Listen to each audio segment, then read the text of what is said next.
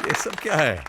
भाई मल्होत्रा साहब, आज ऑफिस में आपका आखिरी दिन है और सब के सब एक ही बात कहे जा रहे हैं कि आपके जाने के बाद बहुत सूना सूना लगेगा। ओए राज, आज तक तू सबके सुख दुख शेयर करता रहा, सबकी गल्ला सुनता रहा, लेकिन आज ये सारे सुनेंगे और तू बोलेगा। क्या कहें, 30 साल हो गए हम, साल के 365 दिन और दिन के 8 घंटे, यानी पूरे जीवन का एक बहुत भारी हिस्सा हमने यहां गुजार दिया आप लोगों के साथ, आपके प्यार और आदर के साथ। यहां से जाने का मुझे बहुत दुख है, लेकिन ये जीवन का नियम है, एक जाता है तो उसकी जगह भरने कोई दूसरा आता है। मैं जाऊंगा तो कोई दूसरा आएगा, एक नया चेहरा, एक नया नाम, नए जोश के साथ। और मैं भी कहीं और जाऊंगा, दूसरी नौकरी करूंगा। ये सामने बैठी मेरी नई बॉस जो घूरते हुए मुझसे कह रही हैं कि तुम नहीं सुधरोगे। कभी नहीं, जो सुधर गया वो राज मल्होत्रा नहीं। भाई मल्होत्रा साहब, आपका रिटायरमेंट हम सबको बहुत खल रहा है। आप ऐसा क्यों नहीं करते, 2 साल का एक्सटेंशन लेके हमारे साथ बने रहिए। बिल्कुल। देखिए रावत साहब, काम की आपाधापी में जिंदगी को जल्दबाजी में खाए हुए निवाले की तरह हम निगलते चले गए। अब बाकी की जो जिंदगी है उसे हम जरा स्वाद ले ले करके जीना चाहते हैं, अपनी पत्नी के साथ, अपने बच्चों के साथ। As you wish. अगर आपको कभी जरूरत पड़े तो इतना याद रखिएगा कि हमारे दिल और इस ऑफिस के दरवाजे आपके लिए हमेशा खुले रहेंगे। Thank you, thank you. Puja, Puja, जी पूजा। जी आई। क्या हुआ जी? आप पूछ रहे हैं क्या हुआ जी? हमारा टाई तो बंद हो यार। टाई बांध कर जाएंगे कहाँ? मिस्टर मल्होत्रा जी, आप शायद भूल गए हैं कि मैं रिटायर हो चुका हूँ। अरे भाई, रिटायर हो चुका हूँ तो क्या बात है, टाई तो रोजाना बंधा करेगी, और वो भी इधर आइए, इधर आइए, हमेशा की तरह। वैसे आप ठीक ही कह रही हैं, हम जाएं तो कहाँ जाएं और क्या करें। सुबह से 4 दफे अखबार पढ़ लिया है, टीवी देख लिया, नाश्ता कर लिया, लेकिन फिर भी खाली के खाली। सोच रहे हैं कि कल सुबह रावत साहब के पास जाकर कहें कि भाई हम नौकरी ज्वाइन कर रहे हैं। अब आप अपनी बात से मुकर रहे हैं। क्यों? आप ही ने तो रावत साहब से कहा था कि अब आप बच्चों के साथ रहेंगे, कहा था कि नहीं? कहा तो था।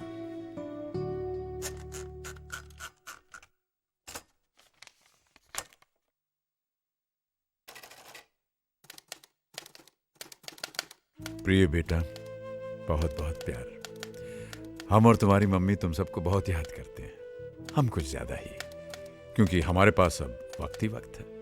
हम रिटायर हो चुके हैं बेटा, और अब हम अपनी आगे की जिंदगी के बारे में कुछ फैसले लेना चाहते हैं। हम चाहते हैं कि तुम लोग इसमें हमारी मदद करो। अगले हफ्ते होली है, अगर तुम लोग आ जाओगे तो हमारी होली भी रंगीन हो जाएगी और कुछ बातें भी हो जाएंगी। बहुत बहुत प्यार, पापा।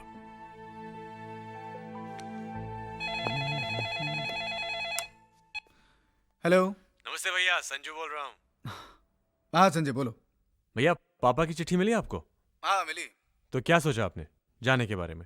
भाई तुम्हारी भाभी का तो कहना है कि हम सब लोगों को वहाँ पर जाना चाहिए।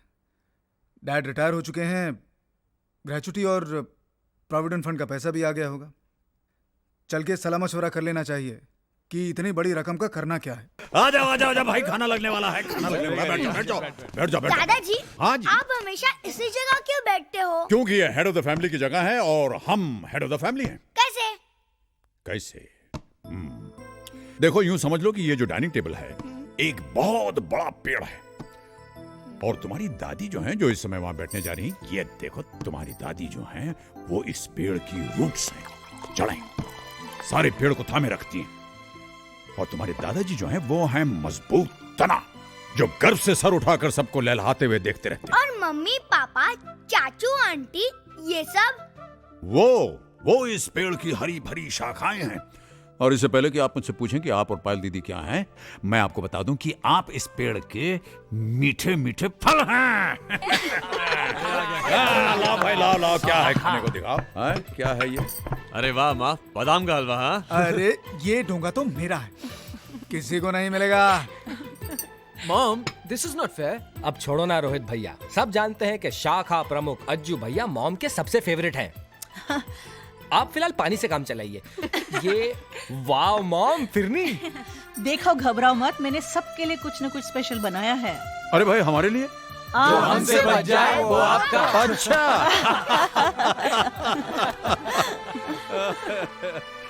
Oh, what a wonderful family you've given me.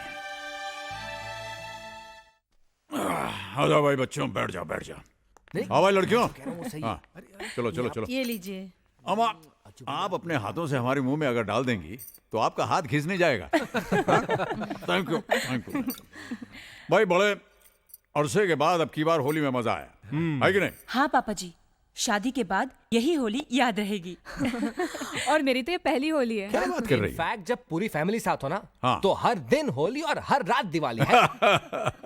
हाँ बेटे, हम सबके साथ और सबके सामने इस बात को एक्सेप्ट करते हैं कि हम बहुत खुशकिस्मत हैं कि हमें इतनी सारी खुशियां मिली। भाई हम तो सिर्फ दो थे, हाँ? धीरे धीरे तुम सब लोग आ गए और हमारी खुशियों की दुनिया जो है वो और बढ़ गई। डैड, आप कुछ कहना चाहते थे? हाँ, कहना तो चाहते थे, लेकिन कहने से पहले हम कुछ पूछना भी चाहते। तो पूछिए ना डैड। भाई देखो, हमने तो हमेशा ये माना कि हमारे बच्चे लायक हैं, लेकिन हम ये जानना चाहते हैं कि हमारे बच्चे अपने मम्मी पापा को लायक समझते हैं या नहीं। डैड, आप भी ना बस। डैड, शायद इस दुनिया में कोई ऐसा हो जिसके माँ बाप आप दोनों से अच्छे हों। डैड, हम बेहद लकी हैं डैड, जो हमें आप जैसे लविंग और केयरिंग पेरेंट्स मिले। Thank you.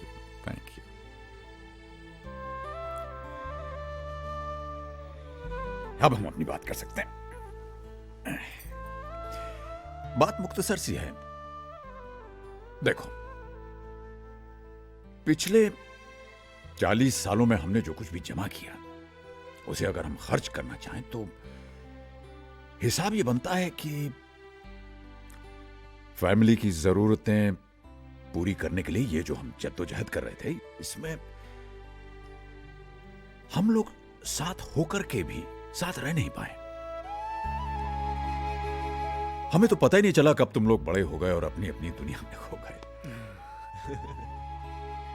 और ये जो साथ रहने की खुशी थी, ये हमारे लिए छोटे छोटे पलों में बंद कर रह गई।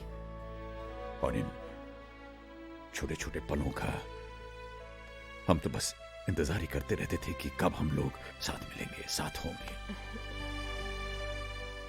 लेकिन अब हम रिटायर हो गए और हमें फुर्सत मिल गई है। तो अब हम ये चाहते हैं कि इन 40 सालों का जो घाटा है ये पूरा किया जाए।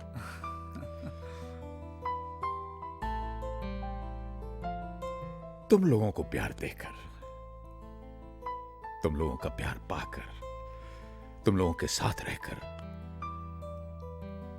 अब तक हम तुम्हारे बहुत सारे फैसले जीवन के करते आए, लेकिन अब हम चाहते हैं कि तुम लोग हमारी जिंदगी का फैसला करो।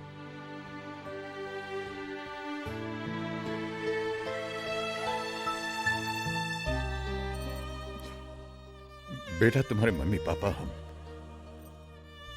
तुम लोगों से अलग नहीं रहना चाहते, तुम्हारे साथ रहना चाहते।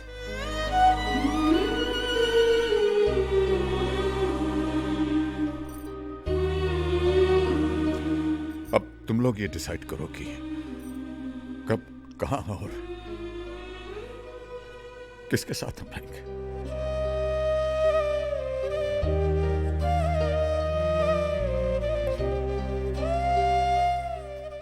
बस इतना ही कहना था।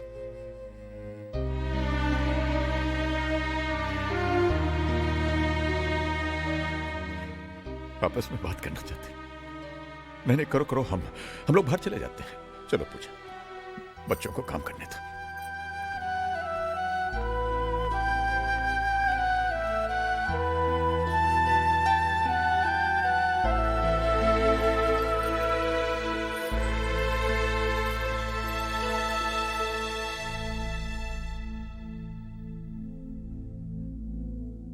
क्या?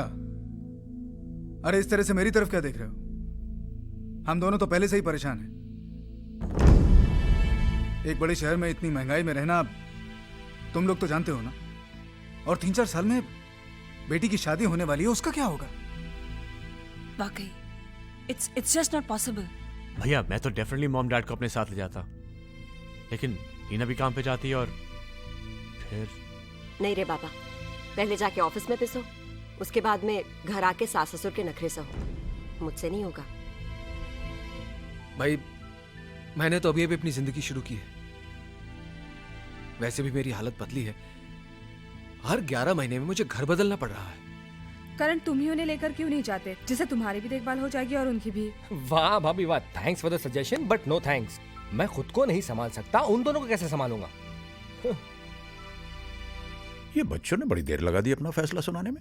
जरूर उन लोगों में झगड़ा हो रहा होगा कि कौन पहले हमें अपने घर ले जाएगा। हाँ, ये हो सकता है।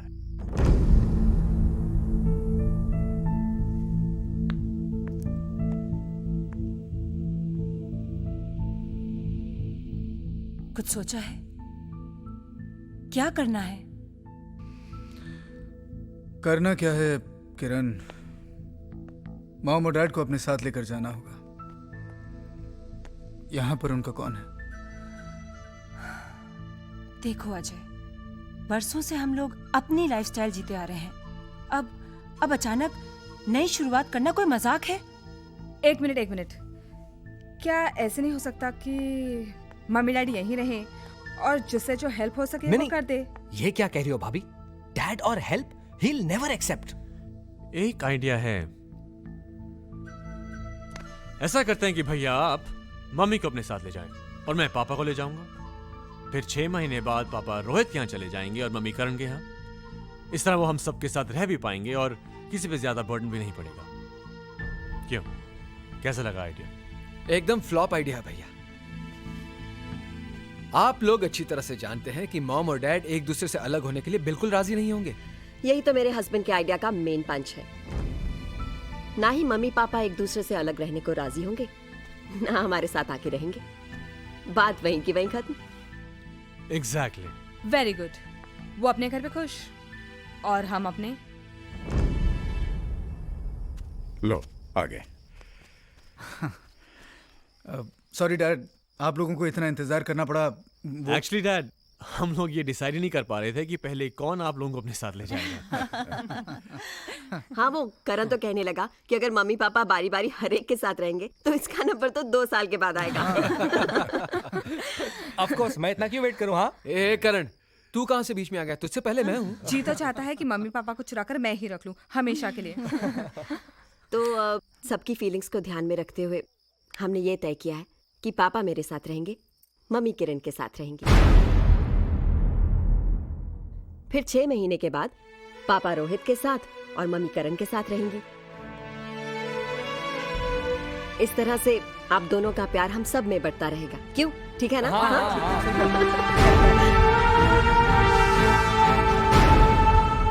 नहीं, ये नामुमकिन है।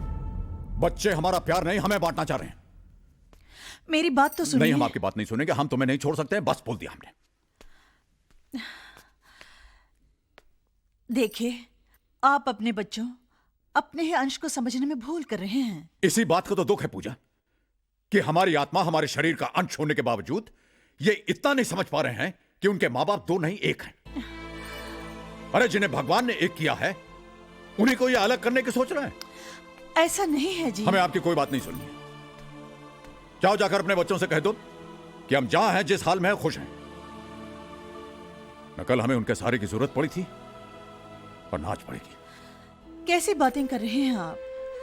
उनकी गलती ही क्या है?